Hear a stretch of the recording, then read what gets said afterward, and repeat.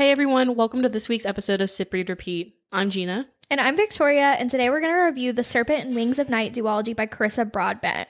But of course, before we begin, we want to give a bit of a disclaimer. On this podcast, we talk about plot, characters, and more, but more importantly, the spice. So that being said, viewer discretion is advised, and if you know us in real life, no you don't. Before we...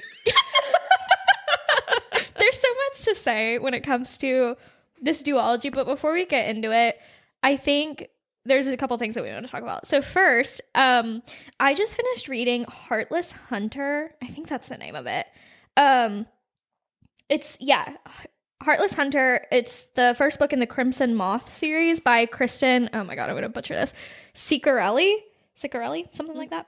It was pretty good. I gave it 4 stars, which I feel like I've been in kind of a slump lately where I'm not rating books very high, which we'll see in this review. But I was like pleasantly surprised by it, and it was a pretty easy read too. I think it was it's only 411 pages. It's on Kindle Unlimited also. Oh, is it on Kindle Unlimited? I may have just lied, but whatever. It's somewhere. It's only 400 pages. It was an easy read, and it like kept my attention. I think I read it all in one night. Oh, nice. Okay. Yeah, so I thought it was really good. Fantasy? Yeah, fantasy. Is about like witches. Nice. Yeah, witches and a witch hunter. Yeah. Okay. Yeah. Oh, I think I remember you telling me about this book. Yeah. Okay, cool. I wanted to talk about Sabrina Carpenter, and please. So many things to talk about. First off, song's a bop. I love a good bop. The music video? Listen, Barry. Yeah, I get it. I see the appeal. I see it, yeah. I told Garrett that he was really fine or whatever in this music video, and he looked at me and he was like, what? And I said, yeah, no, like, the girls, like, we get it now. It's like, oh, yeah. Everyone's fiending over this man. I was listening to some podcast the other day, and they were like, you know what? This is the summer for rodent men. Oh, yeah. Like, men who just aren't, like, what's the word? Like, not commonly attractive, but just, like, universally attractive. Yes, like, yes. men that have, like, interesting facial makeup, like, I don't know what I'm trying to say. No. I know what you're saying, though. They just look different. Yeah. If you get it, you get it. Yeah. If you get it, you get it. Anyways, so if anything, that video just really solidified that it is hot rodent summer for the men. I'm sorry, that was funny. Yeah, I get it. And on that, so we have to give an Eras Tour update. Oh, yeah. Taylor Swift performed her 100th show. Last night. No, not last night. It was like 2 nights ago. Yeah. And she had everyone clowning. Like, clowning hard. I mean, doesn't she usually? I mean, yeah. Everyone was saying, well, she's going to announce rep. People, I was thinking debut because she posted a picture and the comment was, tonight we're taking back our name. Mm-hmm. And I was like, oh, so we're getting debut. Mm-hmm. And I was like, for sure. So many other things that people were clowning over. And really the only thing that happened was she just announced to celebrate the 100th episode. She talked about the end of the tour for the first time ever. She did say that the tour was going to end in December. Now this year. Well, Gena, people have be for real. No. She is not going to go any longer. I know she's not, but people keep like clowning again and pointing out, well, she didn't say December of what year. She just said it'll be done in December, and she didn't say a date or whatever. But I mean, like, be for real. This is 100 shows. I don't even know how many. She also said that there were only 150 something shows. So it's gonna end in December. Yeah. Also, she like made a whole point about this. She has like no hobbies anymore. So I don't think she's gonna go on any further. Yeah. No, I don't think she is either. And I don't think she should. It makes me sad because, as you guys know, or maybe you don't know, but me and Tori did have tickets for her to see her in October. Oh, yeah. As you also know, I'm getting married in October. Yeah. So, and it was in New Orleans. So yeah, we are not able to go anymore though, which is just like really unfortunate because we had some really great seats. But we tried to make it work, and just between everything that's going on, like I have a graduation a couple weeks before that. Gena's getting married. The group we were going to go with, it just like it was going to be so much harder just to get there than it almost like not would be worth, because I think that experience would be worth so much, but it was going to be a hassle. We couldn't get there. None of it was working out. It was not working out at all. It was just too expensive. A lot of us couldn't afford it. A lot of us were there was just too much going on. So unfortunately, we were not able to go. So when I a little part of me, when we were selling the tickets, we all went, well, maybe she'll announce more tour dates. And we all like had our clown faces on. Closer, yeah. So the fact that she's like, no, it's ending in December, it really just solidifies that, no, it's ending. I'm never going to see the Eras tour again. And, Let's... okay, I have been once. You did see it once. At least I saw it once. Didn't you see it on April 29th too? April 28th. Oh, April 28th. Yeah, close enough though. It was still a magical moment. I mean, there were some things that happened at our concert. You know, I think everyone can say that their concert were magical. Anyways, not going to that tangent. Gena will start crying. Best time of my life. But it did solidify that I'm not going to ever see it again, or I'm not going to ever see the TTPD set. Yeah. I can see the like disappointment about that. But I think for some reason in my head, just kind of thought, I don't think I ever really thought we were going to be able to go. Like, I knew we had the tickets, but it never felt real. Like, oh, in October, we are going to see the Eras tour in New Orleans. Yeah. It always just kind of felt like, yeah, sure. So, I mean, I don't think I had as much of an attachment to our tickets as you did. You're also a significantly bigger fan than I am. And we're both pretty big fans, I feel like. So. I don't think I'm, like, that big, much more of a fan of you, though. Well, I mean, like, you've been a fan a lot longer. Maybe, yeah. I've only been a fan since, like, the Midnights era. That's okay, though. That is okay. People who are just now becoming fans, welcome. Yeah. But, yeah, no, I know what you mean. So, anyways, have you been watching anything? My boyfriend and I just watched Dune 2. Well, the first half of Dune 2. The first, like, hour and a half of it. God, that movie is so long. It is very long. So, we watched that. I've been watching a little bit of Bridgerton. I haven't watched the new second half of season 3, but I keep seeing so many fucking spoilers just everywhere. I basically have watched it through the fucking spoilers. The spoilers are crazy. I think I was on my phone at work the day it came out, and there were already so many videos, and I was like, holy shit. Yeah, people do not wait. Can you guys pause? Can you just let me catch up? Can you give me 24 hours? Can you give me 12 hours, actually? I think after 24 hours, it's safe to say, like, spoilers ahead, but give me the first 24 hours. Yeah, and also say that they're spoilers. Don't just, don't have me scrolling on my phone and pull up and see Colin and Penelope in the mirror and me be like, ah! Oh, yeah, exactly. So I have been watching Bridgerton as well. I've only watched the first episode of the season 3, and I keep seeing a lot of people basically just complaining that it's not like the books, or I'm trying not to read them, so I don't know much what people are complaining about, but they are complaining. Oh, yeah. So it makes me not even want to watch it, but hopefully I do watch it. I mean, neither of us have read the books, so like... That's very true. I also don't know that I will read the books. I'm not really like a Regency, historical romance kind of girl. I don't think I will read the books just because I'm watching the thing and I have so many other books I want to read. I'm not going to take the time to read Bridgerton, even though I'm sure it's a great read. What else am I watching? As we all know, it has been a big week in television. We have House of the Dragon coming out and a bunch of other things. Bridgerton was one of them. I have never seen House of Dragon. No? I didn't even make it through... what's the other one? Game of Thrones? Yeah, I haven't even made it through Game of Thrones. Okay, I haven't made it through Game of Thrones. I know what happens for the most part, but I have been watching House of Dragon. It's like, can you watch them separately? Like, you don't necessarily have to have watched Game of Thrones to understand. No, because House of the Dragon is a prequel.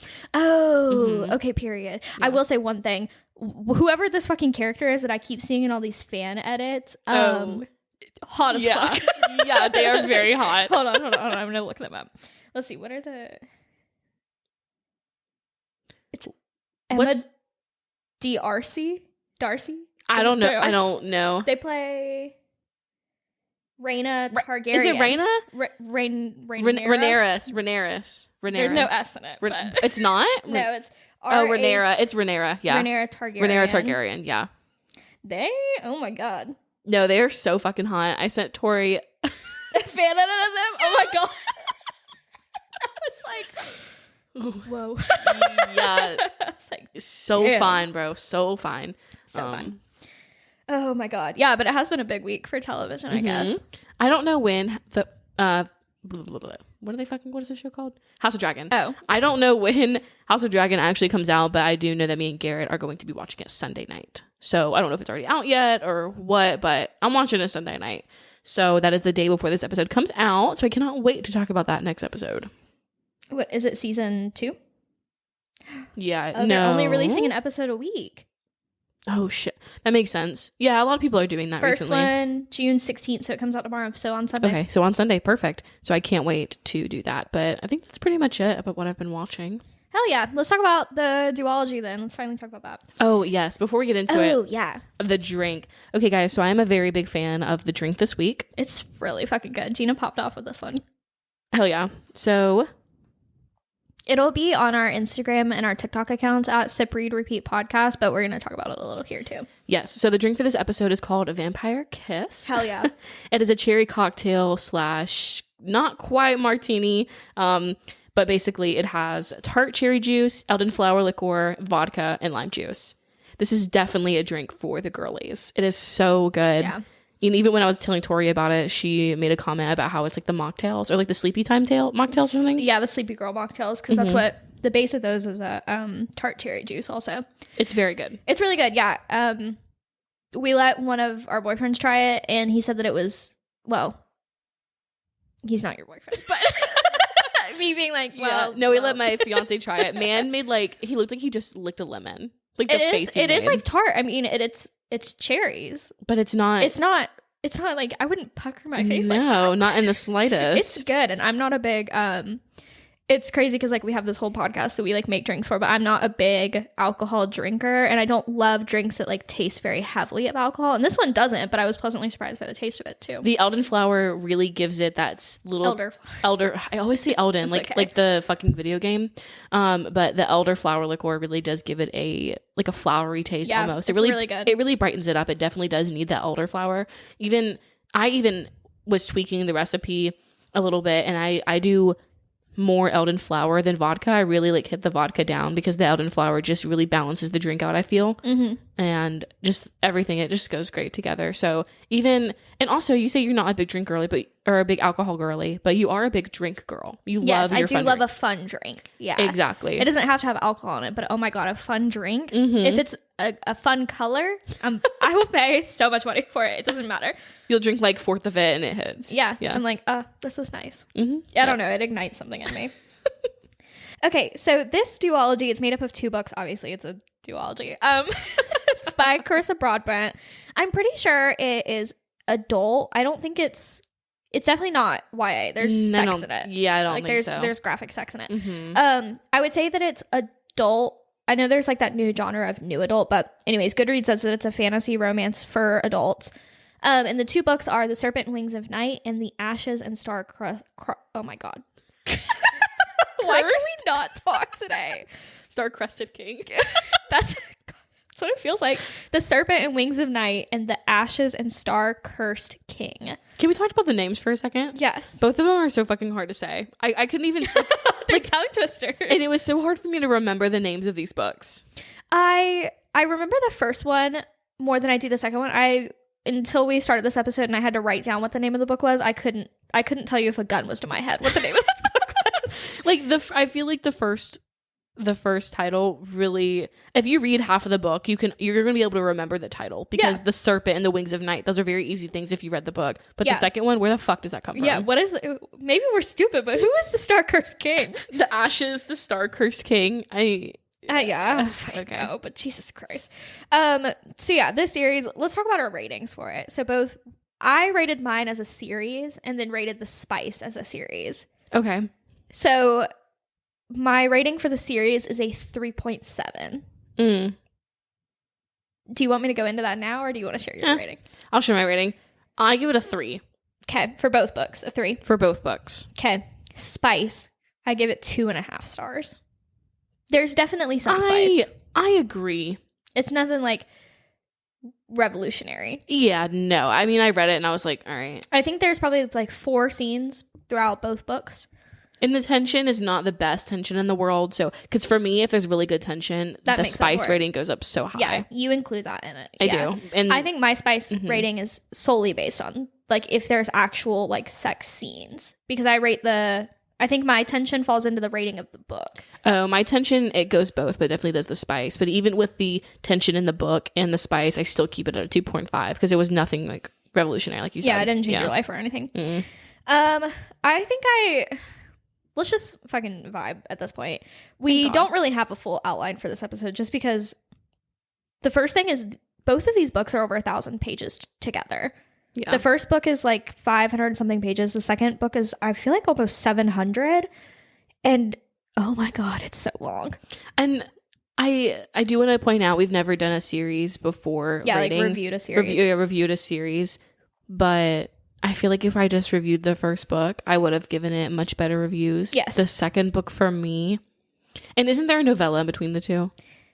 Technically, yes. Okay, we didn't read that. I want to put that out there. We did not read that. I don't even know what that's about. I'm pretty sure it's about, in the very beginning, that humid lady, that Aura. What the fuck is her name? Araya. I hate the names in this fucking book. I fucking hate the names in this book. And it's fine. It's just because I'm dyslexic. You said it's just really personally hard. Personally, I don't like them, but I guess they're fine names. Only name I like is Vincent. That's an easy one. Yeah. It's easy. And it's like a family name in my family. So I was like, period. But I know that one. Yeah. I was like, oh, okay. So it's like that. Anyways, so the main character, her human lady friend, I think the novella is about her. I could be completely wrong now. Should have done my homework, but I didn't. So I think right here is a pretty safe place to say that if you're listening right now and you haven't read either of these books, you should probably click off, go read the first one and come back. I don't think you need to read the second one. No, I'm kidding. You need to read the second one. I think you should read half of the second one and then look up the rest. So in my opinion, read the first book, read like half of the second book, and then just like look up what happened. Because it just, for me, it's not worth it. Yeah. Yeah, okay. Spoiler warning, we're going to talk about it obviously, but I read the first book a couple months ago, probably like January, February. It's June now. Read it then. I think I gave the first one 4 stars, and I was like, "This is really good." And I recommended it to Gena. I said, "Oh my God, girl, you have to read this." Like, there's this one scene where he drinks from her neck because she's at that point she's human. They don't know that she's half human. Yeah. She's like human, and so he drinks from her neck, and it gets all spicy or whatever. And I was like, Gena, that scene was kind of hot. You got to read this. And it was also like, that book felt like a pretty easy read to me. Like, it kept my interest and stuff. It was an easy read. Yeah. And so I was like, okay, cool. And then I immediately went into the next one and got like 25% of the way through and put it down. Yeah. I think I really struggled with the second book, and maybe you'll feel the same way, because I think when you have like enemies to lovers, which this isn't necessarily enemies to lovers, it's more just like, I don't know what you would call them beginning. Maybe rivals to lovers, because they're not quite enemies. Yeah, they're just not competing really in the same trial. I feel like some people might consider them enemies, but I mean, like, not really. Yeah, it's like kind of apprehensive partners to lovers, but then for them to go basically back to enemies because Rain, is that his name? Whatever the guy's name not is. Ruin. Yeah, it's not Ruin. Gena told me before we filmed this that's what she's been referring to him as, and I was like, oh God. I knew his name was Rain, but like, or at least it's something like that, and I just didn't like it. I said, no, he's gonna be Ruin. He's Ruin. Yeah. So I think sometimes authors do a good job of making the lovers go back to enemies in a way that you can still love both of them. Yes. But I had a really hard time in the second book because I kind of low-key hated him. Okay, so let's talk about it. Okay. You said good point. Thank you. So when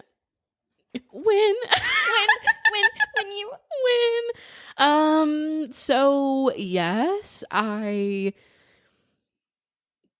yeah. Okay, so plot-wise, we can just recap that. Plot-wise, what happens at the end of the first book?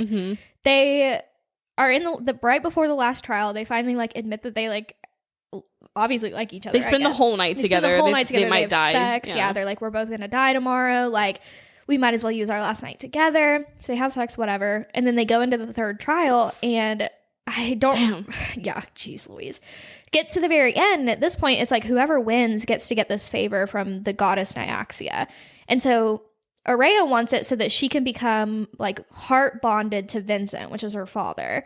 And like it's king. Basically the plan that her and her father came up with. Yes. He said, once you win this is what you need to do. Yes, which we're going to talk about that also in a minute.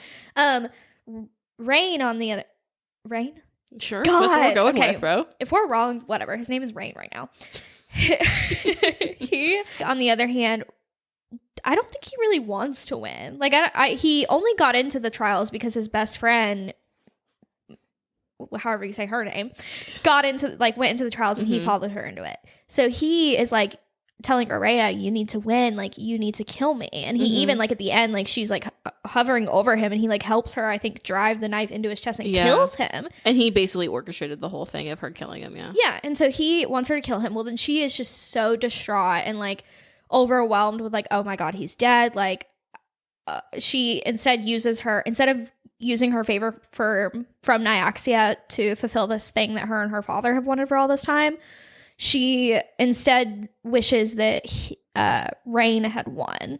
Yep. And not necessarily that she had died and he won, I don't think. I think it's just she wishes that he had won. And so then he wins, or like Nyaxia brings him back to life and crowns him as the winner. And he then, it's revealed that he has made a deal during the trials to, he's also the heir of the other. Yeah, so basically it is revealed that Rain is the secret heir of the rival trial because and it's also revealed that I fucking mixed up. Yeah, so it is revealed that Rain is the hidden heir of the rival clan, basically.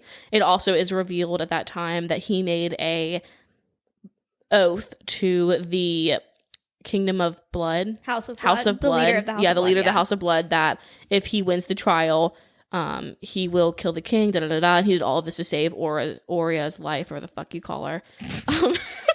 Every time I say it, it's a new name. He's literally different every time. So he did that to save her life, but so once she's like, hey, I want my man back, he's like, thanks, boo, I'm gonna kill your dad. In front of you. Yeah, so she... brutally in front of you. Oh, yeah. She watches him kill her dad, and mind you, the two main characters have had so much conversation about her weird relationship with her dad and everything. She doesn't know at this point that is her real father. This is just right for her at this point. It is just a man who saved in quotation marks. Well, saved in quotation marks. Saved her from like her fucking village being burned down and raised her as his own. But that is not her real father. I mean, you find out it actually is, but yeah.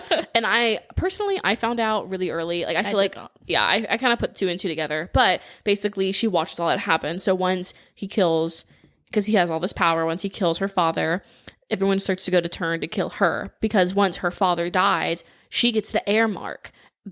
Yeah, and she's shook because she's like, I didn't even know I was his daughter. Because at first, everyone's like, me as the reader, I'm like, oh, obviously, because like there were a couple clues, but everyone else in the book, the people are like, whoa, how does she have the heir mark? That's not her real dad. Maybe that's just how it happens sometimes. She's faking it. Yeah, like no one really thinks that that's her actual dad. So anyways, she gets the heir mark, and then all these people that are on Rain's side are like, oh, we gotta kill this bitch. And he's like, oh no, I'm gonna make her my like sex queen slave, basically. Yeah. He's like, I'm pretty sure he's like, we're gonna like abuse and like rape her like Vincent's people did to our past queen. So to hear that, so basically that's the end of the first book. And they get married.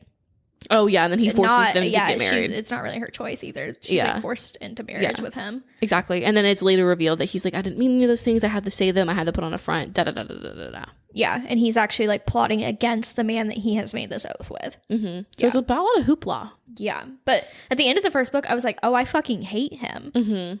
And then going into the second book and seeing like she was like locked in her room, I was like, oh, this is giving like Akatar vibes. Like, this is, if we hated Tamlin so much, why do we like this man? Damn. Yeah, I was like, he's locking her in there. What is it with these men and locking their freaking women in their rooms?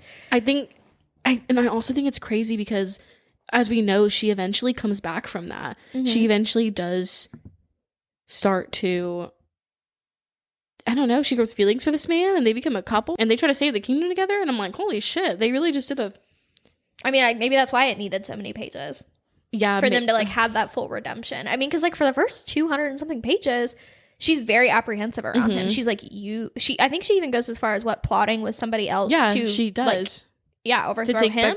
She talks to her past general, her father's general, and she's like, yeah, we're going to actually take back our kingdom, fuck him, and fuck these people. Yeah, like, it is fully, now, like, if they weren't enemies before, they are definitely enemies now.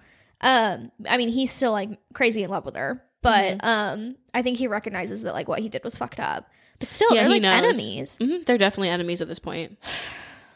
I don't know. I think that made it difficult for me to continue reading going back to what we were talking about 15 minutes ago, basically. Yeah.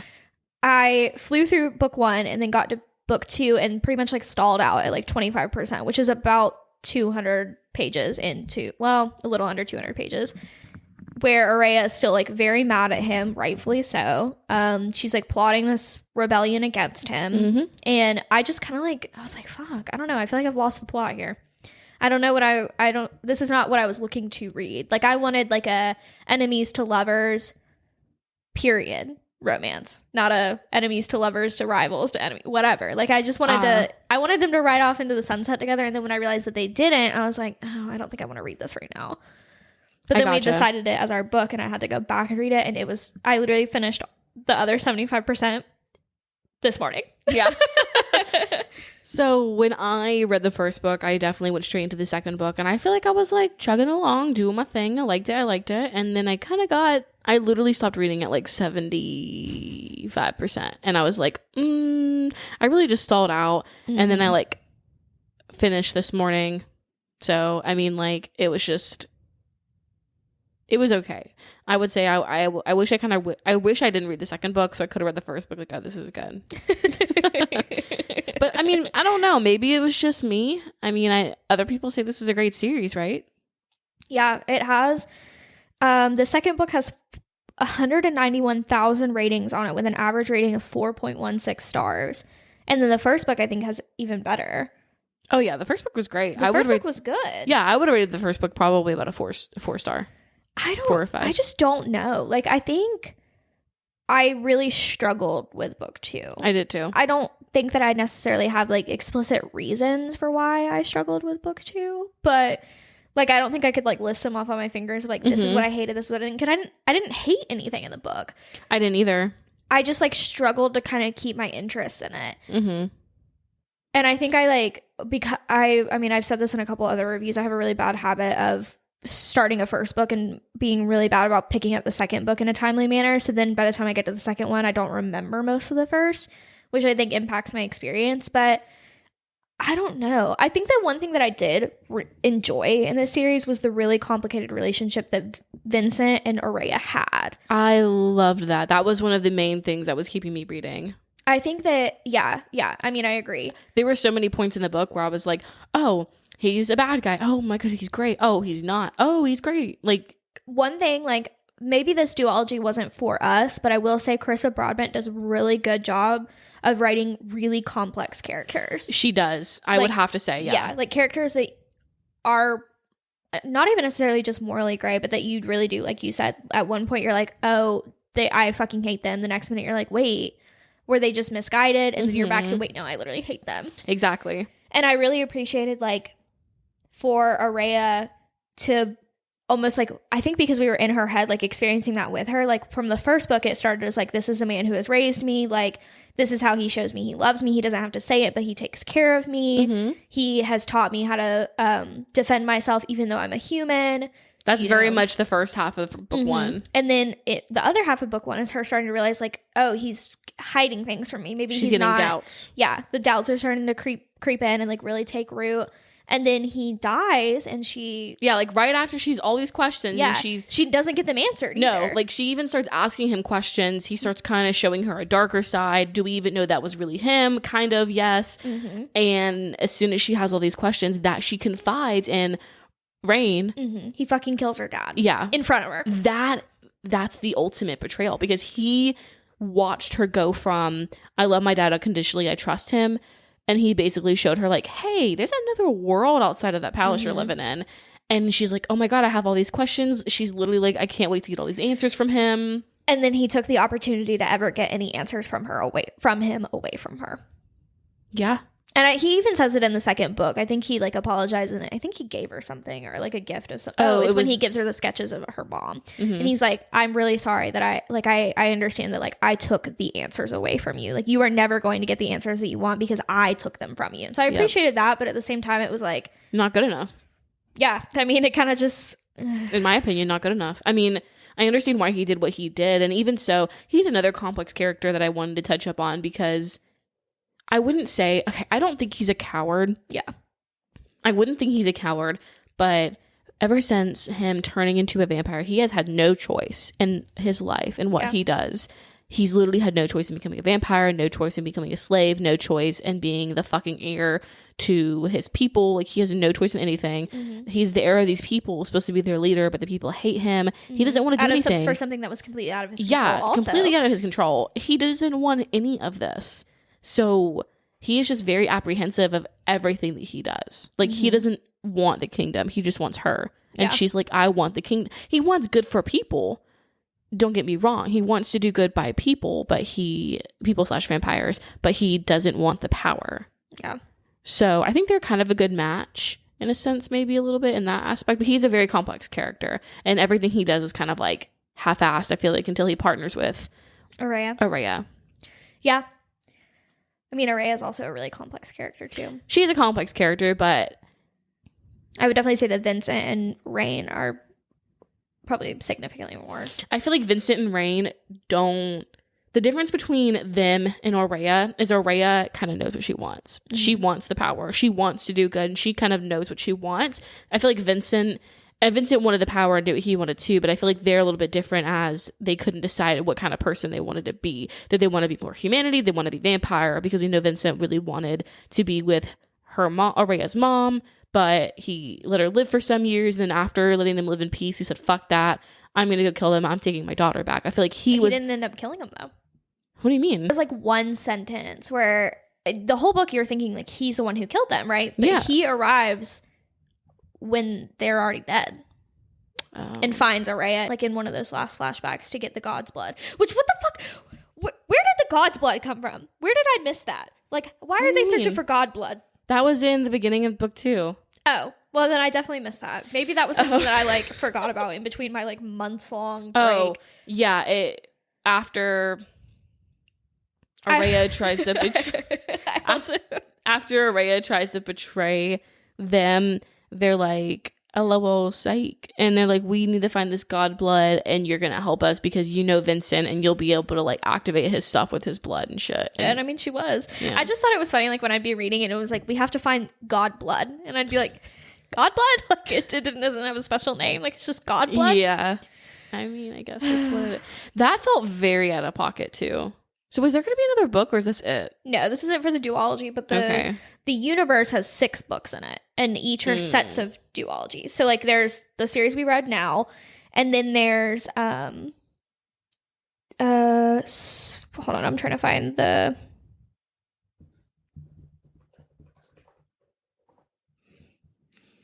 So there's the ones that we have already read, the Serpent Wings of Night, and then the Ashes and Starcurse King, which is part of the Crowns of Nyaxia duology. And then in the same world, there's Daughter of No Worlds, which is the War of Lost Hearts duology, and Children of the Fallen Gods. And then there's another one that is I actually don't know what the third one is called. She has a couple books though. Let me just look it up. Okay, well, I appreciate things like that, like where it's the same universe but different people, kind of like the Carrie Maniscalco books. Mm-hmm. Yeah.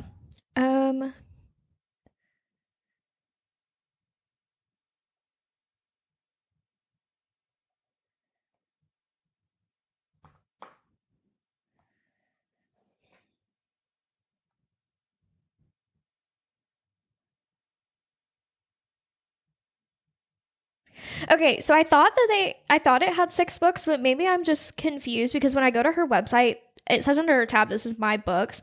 There's the Crowns of Nyaxia series, which is the Serpent Wings of Night, 6 Scorched Roses, which I think is the novella, the Ashes and Starcurse King, which we've read, and then Slaying the Vampire Conqueror. I do know that this portion of the universe is completed, yes. I mean, we see their friend, whatever her name is, go off on her own, and she has a book. The third book. That's not the novella, yeah. Wait, that's the novella? I'm pretty sure. I don't know. All right, fuck this. I don't even care. Let's talk about tropes. Do you feel like there were any specific tropes that stuck out to you? I mean, I have recently found out this feels stupid for somebody who has a podcast about books to not know that this was a trope, but dual point of view is a trope. Oh, okay. So, I mean, that's definitely one. Yeah. I also feel like touch her and you die is one. Sort of. More in the first book than the second book. I feel like in the second book, Araya kind of gets her own, like, gets on her own 2 feet, and like Rain doesn't necessarily feel the need to like, because she pushes him away so much. Yeah. He kind of doesn't. She can hold her own. Yeah. Powerful female main character. Mm-hmm. In the beginning, when they were doing the trial, and Miss G, Rain, and Aurea, when they were living together, it gave me found family vibes. Like for that split moment when they were all getting along and training together, and then it was peaceful. Yeah. That did feel very like found family.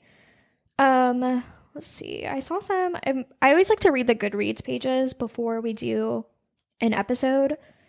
So I feel like some of them often include their tropes. So like I'll include them if I read them. One of them is from a reviewer named Ikra. And it says, vampires with wings and powers but no speed.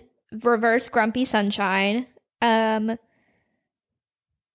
of plot twists. They said it also gave Hunger Games meets ACOTAR vibes. Let me think on that for a minute. Okay. I kind of see that. Mm-hmm. Yeah. I don't know. I just struggled with this book. I'm having trouble kind of like thinking of things to say for this one. I mean, look, hey. Do I regret reading it? No, not at all. It gave me some happiness. Yeah. So, I mean, I think it was overall a pretty chill book. Do you have any quotes that you liked? Hold up. I can say a few. We're gonna post some on our social media accounts too. But I think one of my first, I always love to look at how a book opens, and this series started with this sentence: "The king did not know then that his greatest love would also be his ruination, nor that either would come in the form of a tiny, helpless human child." And I feel like that's even how the book ends. Yeah, it is. It's said again, like the king didn't know. Well, hold on. Well, the beginning of the second book also starts like that. Yeah, it has that made me think that Rain was gonna die. Yeah, which I mean he did, but I thought it was gonna be like he died because Aurea killed him, kind of thing. Me too. Okay, so I wish this book had more of like cutthroatness, because I don't like seeing a character die and come back to life, especially when they do it twice for the same fucking character. Technically, doesn't he die like 3 times in this fucking series? I mean, because don't you die when you become a vampire, like, or when you get turned? Your human body dies. Yeah, I think so. Yeah, the man just keeps fucking I mean, oh my god, I hate that shit. I just feel like death is something you can't cheat. So I hate when people like, oh, they died and they brought back to life. Like, I don't like that.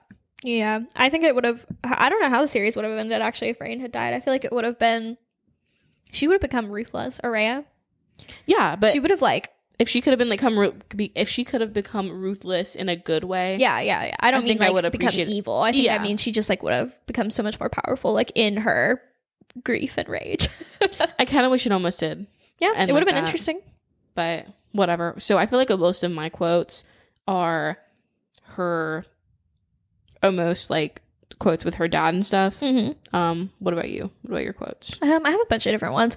I have one that I really liked that says, "And then I realized that fear, when embraced, hardens and sharpens, that it becomes rage, that it becomes power." And I was like, okay. I did do that as well. There were some that were just like Rain being hot, and it says, "He was on his knees staring up at me, and the way that he looked at me was the first thing that felt real and raw and confusing, because he looked at me in sheer awe, like I was the most incredible thing he had ever seen, like I was a fucking goddess."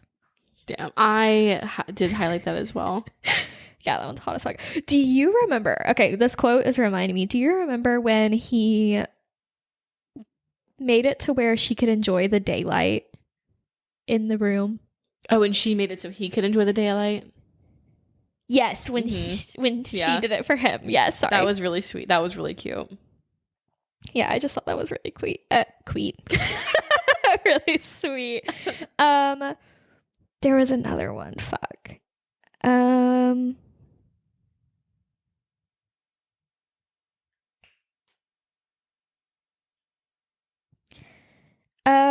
Okay. And then in the other book, the Ashes one. Hold on. Oh, yeah. So the second, like I said earlier, the second book started with, "The king knew in this moment that his greatest love would also be his ruination, and that both would come in the unlikely form of a young human woman." I think the first book, the quote comes from Vincent. This book, it comes from Rain. Yeah. Which is like... I did love how the book started. Oh, and then I forgot. Damn, this quote probably foreshadowed it. Maybe the king always knew that his greatest love would be his ruination. Maybe he knew it the moment he'd met her, and he'd know it the second time he died, too. Oh, shit. It told us he was going to die. It did. How did you feel about her becoming a half vampire? Or revealing that she was a half vampire? I liked it. I mean, I definitely So we're going to go to the end of the last book during the trial when the the goddess of Naxia comes down. She looks at Aurea, and she looks at Vincent. She goes, she has your eyes. As soon as that happened, I went, oh, that's her real dad, because I kind of like was wondering if it was. You did say that. Yeah. So as soon as that happened, I knew that. I enjoyed it. I think that was one of the things that kept me reading in the second book, because she started finding like all these powers and she had wings too, and da. I appreciated that. And it made me even have more questions with Vincent of why did he not. Okay, so what I think, I had the question, right? Why did Vincent not explore those powers of hers? I think it's because that they were still a part of him. The ruthless, king-like, vampire king part of him that was scared that she was going to kill him for power. And that's why I think he didn't want her to fully find her full power. He was just scared of what would happen. Yeah. Until she made the heart bond with him. Now, after they did the heart bond, then I think everything would have changed. I think he would have really told her more of the truth, I think at least, and shown her her real power, because then she couldn't have killed him. Wasn't the whole point of her becoming the heart bonded to him was that so she could go and find her family? It was an excuse, in my opinion. You think an excuse from her, or just like no? I think basically what happened was, I think this heart bonded thing was a way for Vincent to control her, but also love her without being scared she's gonna kill him. So basically, lay to rest his fears of what typically happens. But I think the excuse, because I think the excuse was, Vincent was like, oh, well, if you become powerful enough with this bond, you can go find your family. So her family was dead, though. Exactly. So that he knew that. Exactly. So that was just Vincent trying to convince her to do this thing, because to do this heart bond, that was the way of manipulating her. Because even if her family was not dead and she could have found them, Vincent knew she was powerful enough to go do it on her own, because he knew she was half vampire and he knew she would have all these powers. He just didn't want her to know that yet. Yeah. Man, God, I know we said it before, but their relationship is so fucking complex. It's so complex. I was telling Gena earlier, I can't remember if I said this while we've been recording, but I kind of got the vibes from it. Like, she pretty early on recognized, like, oh, that is her, that the relationship between them is like, Aurea is actually his real daughter. Whereas I didn't pick up on that, because I thought that he was just in love with her.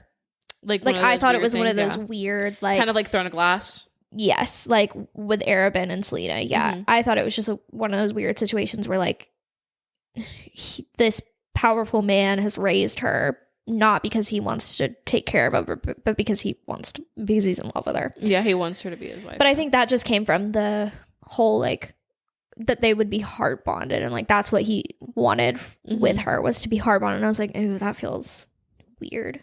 Yeah, that's the vibe you got. Yeah. So I mean, obviously I was wrong, but. Let's pull a question. Unless there's anything else you want to talk about. No, I think that's about it. I mean, live, laugh, love, you know? Yeah, for real.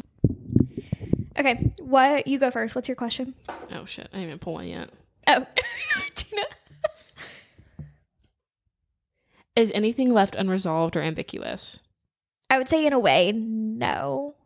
Because the series does wrap up. Like, you do get a resolution to it. Even for the situation with our dad, even though he's dead, we get... Yeah, you get the flashbacks, so you understand that. So yeah, I guess no. Did we ever get an answer to how the flashbacks came about and why Vincent was always in her head? No, we don't know why she's always in her. We don't know why he was always in her head, but we do know that the flashbacks that happened at the end were because his, like, blood and soul were mended into the things that she was touching. Okay, gotcha. Which probably is also why it was happening. I always wondered why he was always in her head. Yeah, because she was constantly hearing him. All the time. Maybe we missed that. I don't know. If these characters were to compete in a Hunger Games style battle, who would win and why? So I guess pick two characters. I mean, Rain and Aurea did, but both of them came out of it. Yeah, but because they both allowed each other to. I think I would say Rain and Vincent. I mean, obviously Vincent didn't make it out. Yeah. So I mean, I guess. No, I want to do Rain and Homegirl. I want to do them. Like, Araya. Like, I want to see, like, I want to think about it for a minute. Who do we think would actually win? If they didn't have that bond. Like, if they weren't letting each other. Exactly. If they weren't letting each other win, who would have won? Yeah. I think full-fledged, she would win. Oh, yeah. Yeah. She's so powerful, too. She is. I think if before her dad dies, he would win, even with all the training and stuff. Yeah. I think she just also didn't understand. Like, she had confidence in herself to be able to go into the Kajari, but I don't think she had enough confidence in herself to be able to, like, to tap into all her power. Yeah. She wasn't quite there yet. I think losing her dad probably really pushed her into that. I mean, she didn't really have a choice, but. Mm-hmm. Well, yeah. I mean, I think we talked about a lot. So thank you everyone for listening to this episode. If you want to try this episode's drink, Vampire Kiss, you can find this recipe on our Instagram and TikTok at Sip Read Repeat Podcast. Before you go, be sure to follow us on whatever platform you're listening on. Give us a rating, hit the bell so you get notified when new episodes get posted. You can also share this episode with a friend who maybe, you know, if you want to be like, hey, we should read these books, or oh my God, wait, we both read this. Listen to this. Yeah, send it to your friend. If you're listening on Spotify, we're going to leave a poll in the episode description. Go ahead and click on that and then let us know whatever your answer is. And then, yeah, we'll see you in 2 weeks for our next episode. Bye, guys. Bye, y'all.